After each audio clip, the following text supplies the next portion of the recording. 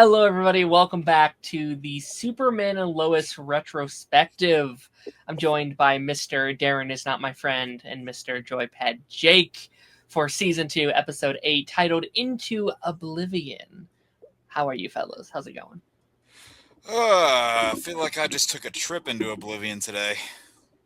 Oh, I feel like Yeah. Michael is out in 4 weeks. So yeah. I feel like Mario's coming out first. I feel like they spoiled Super Mario already. Yeah.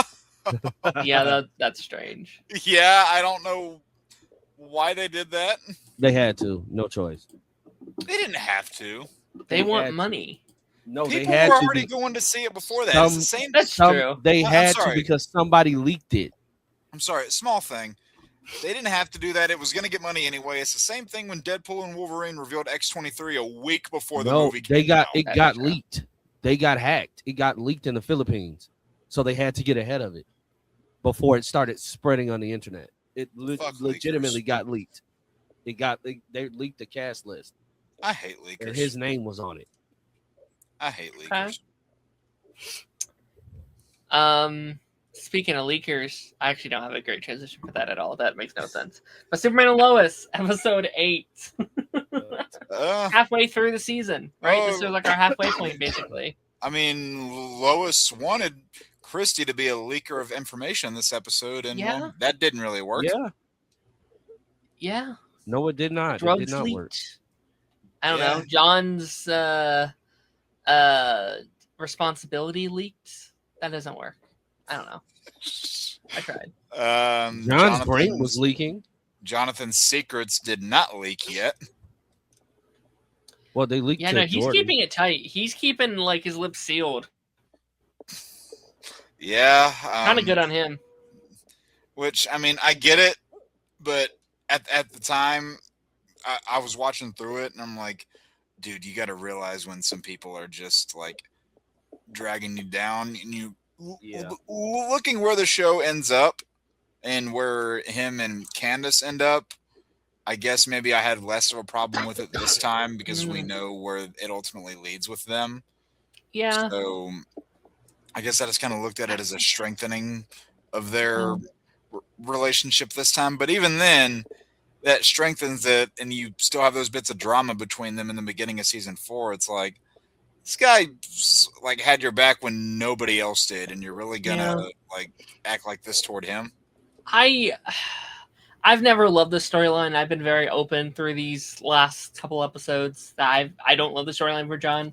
But you know what? I'll say like it is very Superman coded to like, you know, he can't lift buildings over his head and he can't, you know, take out fires, but like he is helping people in his own way, and like this is his way of like protecting someone that, even though they got themselves into that situation, I do think it probably should be on them to get themselves out. He can't do that just because who John is and those morals that Clark just, you know, put on him. And it's very heartbreaking to hear Clark be like, I thought I taught you better than to like do this. I'm like, but he is Clark. You just don't know about it yet. Yeah, and you can tell how torn he is between like wanting to tell them about it and, you know, like figure out how to do it the right way, but also like stuck in his own mind. He's like, I can't tell them that. So I get that part. He thinks they would look at her differently too, but it just it blows my mind how he thought that her dad was just strapped for cash. She lost the job, and it turns out her dad is just a dick. Yeah, like the most horrible person in the world. Like, yeah. Yep, and still ended up being a part of 2 of the best scenes of the show. Yep. But we'll get there. Trying to think. This episode started with the John Henry stuff because I don't think him and Nat were in the last episode at all. No, they weren't. No, they weren't. They weren't at all.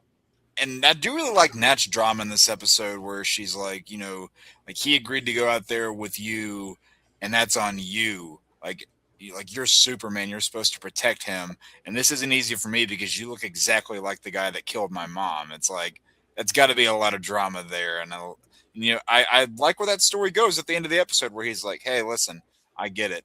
You don't have to like me. You don't have to like living with me. So let's see if we can set you and your dad up here.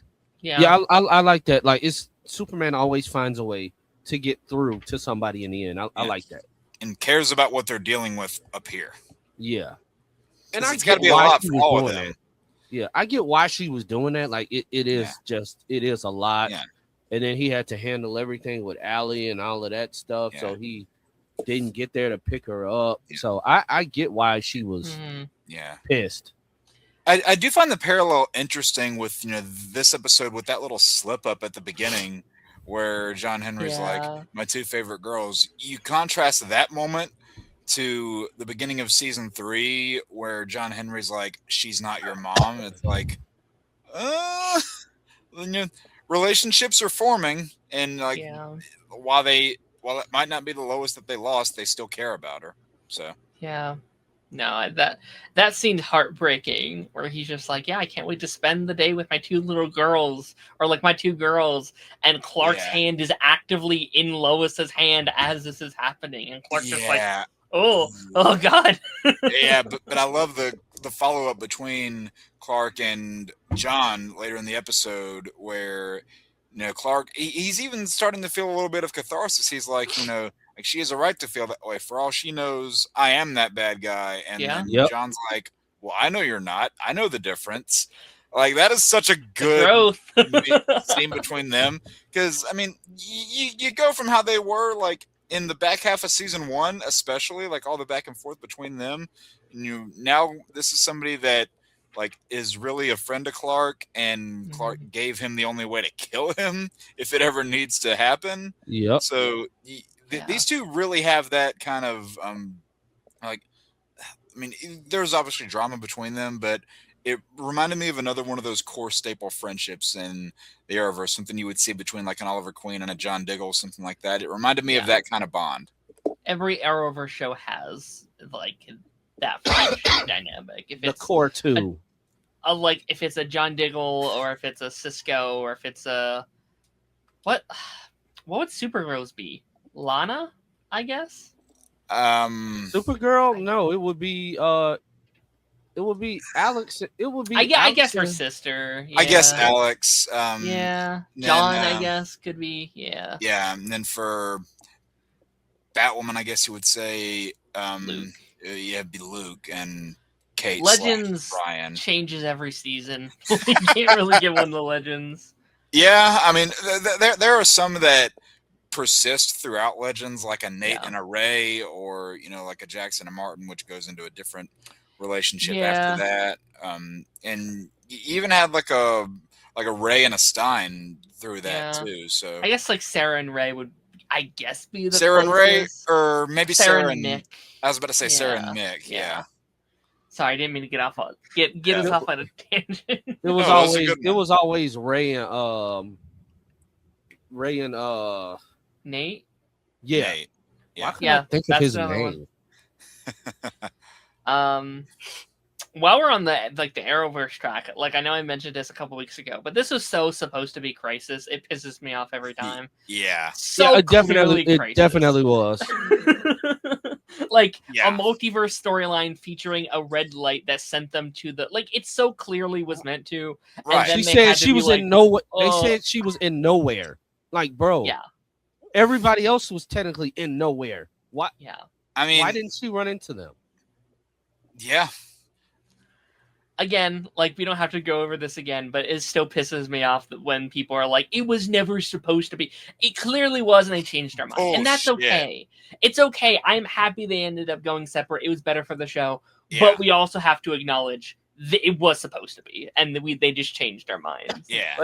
You can't say that it never was supposed to be. Which is so funny because 5 episodes from now is when they decide to undo it. So I really do think it was a last minute, oh shit, all the shows just got canceled. Let's film a little thing here and make it official kind of thing. But then you have other things in that same episode that go against it. Yep. Yeah, we'll talk about that in a couple weeks. That's going to be a long review. Oh boy. Oh man. I think you had also whole Lana Kyle storyline this episode too. Yeah. With, the whole mayoral debates, which I got to be honest, I think this show handled like mayor storylines a lot better than something like Arrow did, because she's obviously mayor of a small town, but you're constantly in that small town, so you're getting to see the everyday person's relationship with one another. And Lana is still one of the people, not somebody like Oliver Queen who's like standing, like 500 feet above the people. Yeah. So Kyle, like, this is what I mean when I can't make my mind up about Kyle. Like, this season especially, because obviously we're still pissed at him for cheating on Lana. That's such a shitty thing to do, obviously. But he was so good this week. He was so good this week that, like, there's a part of my brain that's like, all right, Lana, maybe he's not so bad. You know what I mean? Yeah. Like, but then there was that one. Well, there was that one scene where Lana's like, and I got to give her credit here, because Kyle's like, he's gonna steer all the questions back to our marriage or our broken marriage, and Lana's like, I'll steer him right back, and she goes, I didn't bring scandal into this house. That was you. Yeah, and I love how aware that she was is crazy of like her own emotions. Like, and again, I think the show's really good about that, where she's like, I know I shouldn't have done that. I'm sorry. I needed to get it out, but it's true, and that's how I'm feeling. Now let's move on. Like, they're so good at it's writing self-awareness. Like it's so good. And I love how Kyle is willing to put himself on the line of just being like, listen, I fucked this whole thing up. Let me be like roast me out there. Like, go out there and tell them the complete truth. Use me as your way of getting out of this, which again is such a good moment. And I do kind of like the nuances of Kyle. Like, yes, he's shitty sometimes, but I kind of think that's why he's a good character. Like, I kind of think he's good because he's shitty, and he's it's very transparent about it. You get to see his flaws, which makes his growth from that in the last 2 seasons, I think, all the more good to watch. Very apparent. Yeah. Trying to think. You had the whole storyline with Jordan and Sarah this episode too, which I get where Sarah's coming from, where like everything's going to hell at her place, and she obviously bringing back that girl from camp does bring a possibility for drama, but she's not wanting it to be like a sort of drama. She's wanting to get the two of them in the same room, so hopefully it isn't. But like, I get wanting to go to her instead of Jordan, because Jordan's never had divorced parents, so like he can be there for her, but he doesn't really know what it's like. She still has to know that it's awkward, though. That's where I'm at, because I think I respect Sarah's openness to this, because as the storyline's happening, I was like, oh shit, you're going behind his back and hanging out with her. But I think she handles it well, being like, listen, hanging out with the person I kissed, I know this is awkward. I want us all to meet. I also think she needs to be open for Jordan to be open to be like, I don't feel comfortable with that. Like, I don't feel comfortable with all of this happening. Right. Like, he also has that right in their relationship. He can't stop her from hanging out, but he can be like, hey, I don't really want to be a part of this. You two hang out, kind of thing. You know what I mean? And she was pressing kind of hard on Jordan about it. Now we'll see next week the consequences of him ghosting not her, showing up. No, that was the shitty thing. Like, I hope she at least sent her a message. I don't remember next week's episode enough to say, but it's like, hey, you can't make it. Say you ran into traffic, or you have to help your dad. I don't know. That was pretty shitty the way he handled it, I thought. I mean, I get feeling that way because of what just happened. Like, what he had to do, the whole thing where he went and defended John and Candace. Like, I get, like, you're already walking into an awkward situation. If you have to go in there hiding what you just did moments before, that's just going to make things worse. Yeah. No, again, I'm not saying he should have gone. Like, I think it's okay he didn't go. But I'm just saying just text Sarah and being like, sorry, can't make it. Well, got in a fight or something. Teenagers are not often the best communicators. That is true. That is true. Which we will see a lot more over these next couple of seasons. Yeah. Especially from Jordan. Jordan's probably the worst at it. In season 3, particularly. Yeah. you can definitely see the start of the downfall of their relationship. Like you're starting to be like, yeah, okay, like this would be a thing. Like if I was in that relationship, I'd be like, well, you didn't call, like you told, like you said you would do this thing with me and you didn't show up, and not knowing the reasoning behind it. Yeah, that is pretty shitty, and you can kind of see where the flaws in that relationship is. And I know they don't have a lot of scenes together in season 4, but their dynamics that you see between them and where they are at as characters, I do think are really good scenes. Mm-hmm. Yeah. Even though in season 4 you don't get a lot of it. Sure. Let's talk. Let's talk about when the whole Lucy Allie Austin. Yeah. Lucy pissed me off again this week. She kind of crossed a line for me. Like, I've been kind of low-key kind of trying to defend her and being like, I know Occult's this and this and this, but doing what she does to Sam at the end of the season, I do low-key is kind of unforgivable. At the episode? Yeah, sorry. Yeah. Like the end of episode 8, what she does to Sam. I'm like, yeah, that's a line that I don't think I could come back from personally. Yeah, no, I definitely hear that. And I love that moment where Lois is like, you track her phone? She's like, I track all your phones. I love that moment just because, it's so true, but it's so in Sam's character. It's so funny. It's like, wait, you track my phone? Yeah. And he doesn't have to say it, but it's one of those things where somebody would be like, I was a 4-star general. I used to run the DoD. You think I can't track a phone? Like, you know all that without them having to say it. He could track anybody's phone. He hacked the camera in a small town diner from states away. Like, he can do whatever the hell he wants within minutes. Yeah. And so not only did Lucy piss me off this week, but the whole Mitch storyline in this episode, I'm like, you made up for it at the end, but I was still a little frustrated. Yeah. Because of him going back through with the pendants. I just don't like him. Like, he has such a punchable face. And then Lucy does too. And then, I mean, maybe it's just my issues with that actress. Lucy? I don't like her. I don't like her on The Rookie either. So, I kind of like her in The Rookie. I don't. Like She's her. so annoying.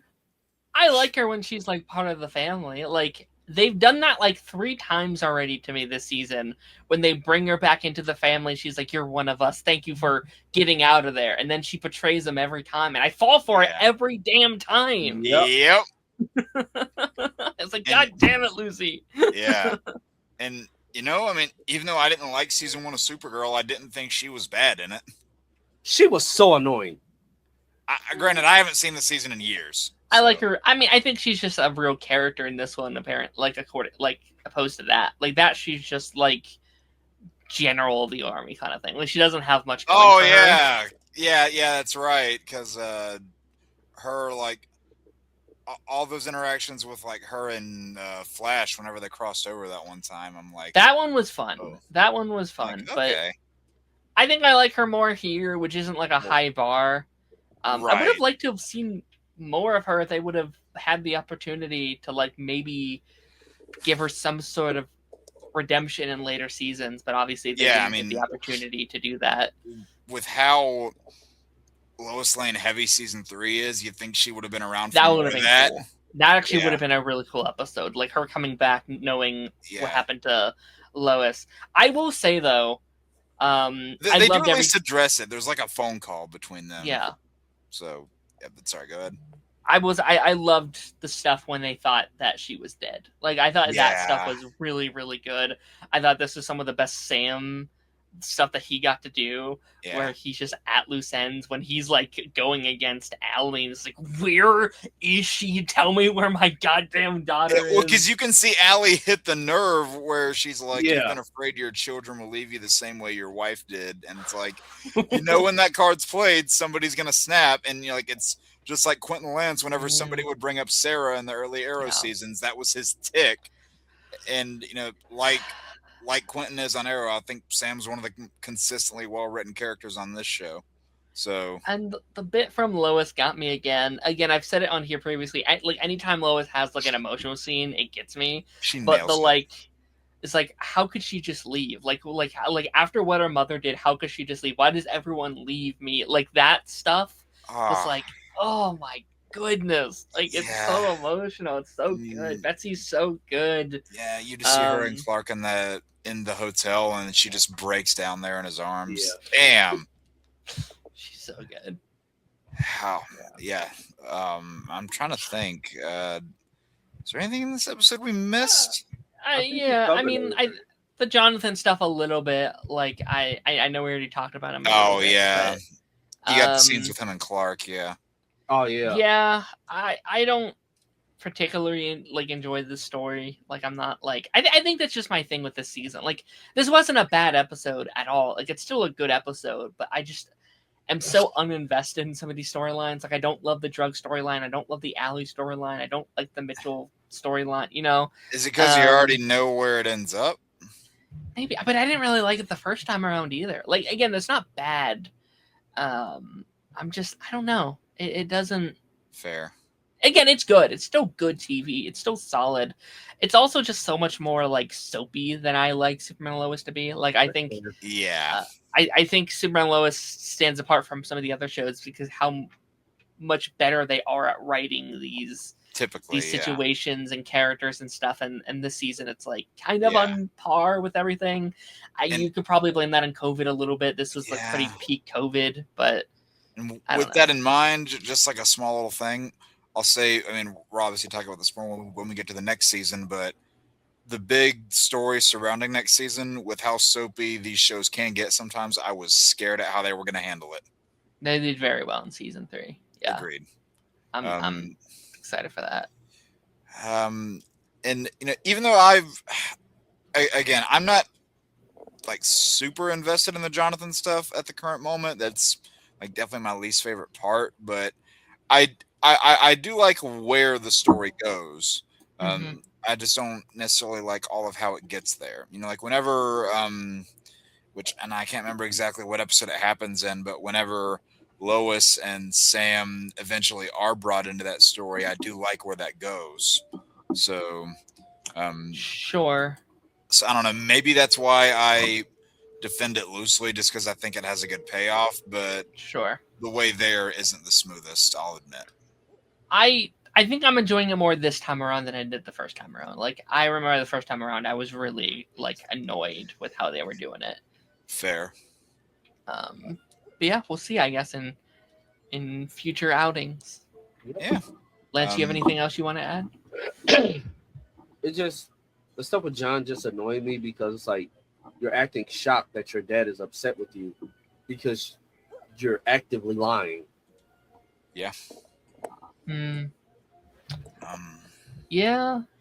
I don't think he's ever had to deal with this before. Like I thought the stuff last week with him being like, I am a good kid. I don't get in trouble. I'll be fine. And it's like, oh no, you're probably experiencing real life consequences for the first time in a while. Like he's always been the good, straight A kind of student that hasn't had to deal with this kind of thing. But also having to balance that with the fact that Superman is the one reprimanding him.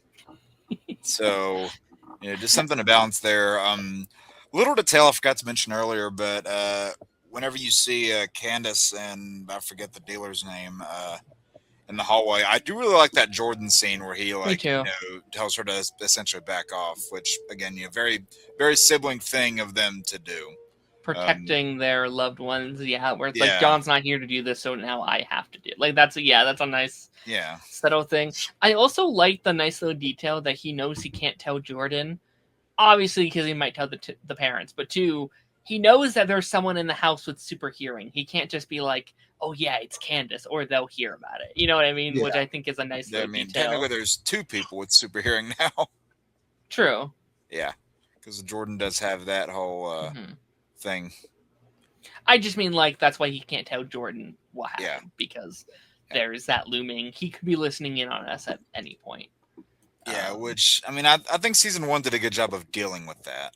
Sure. The whole listening in thing, but I do like at the end how Jordan hears what's happening and you can see the back and forth that he's struggling with, but he goes and helps John, and how John is just immediately like, hey, like, thanks for coming, but and they're like immediately in a like they're not wasting time saying, why didn't you tell me blah blah blah, this and that. They're like cutting to the essentials, and Sure. that's how you do that stuff right.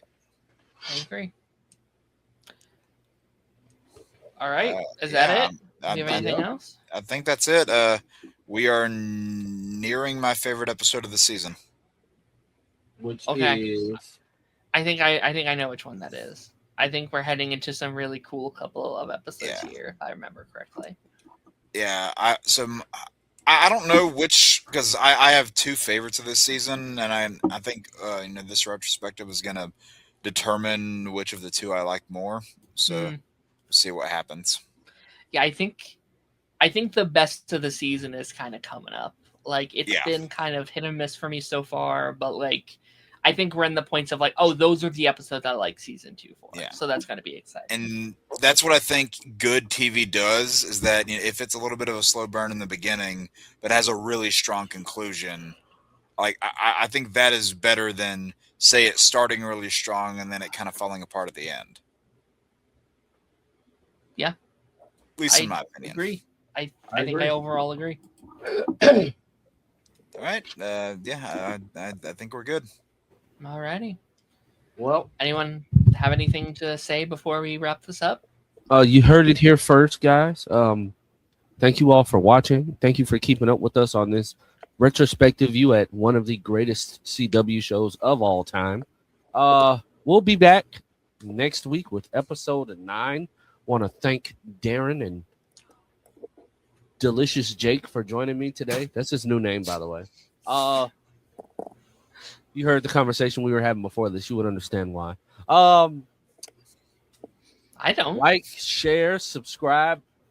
If you're seeing a clip of this anywhere else, hit that follow button. And do the same thing for them, because they're going to be tagged. All right. Bye.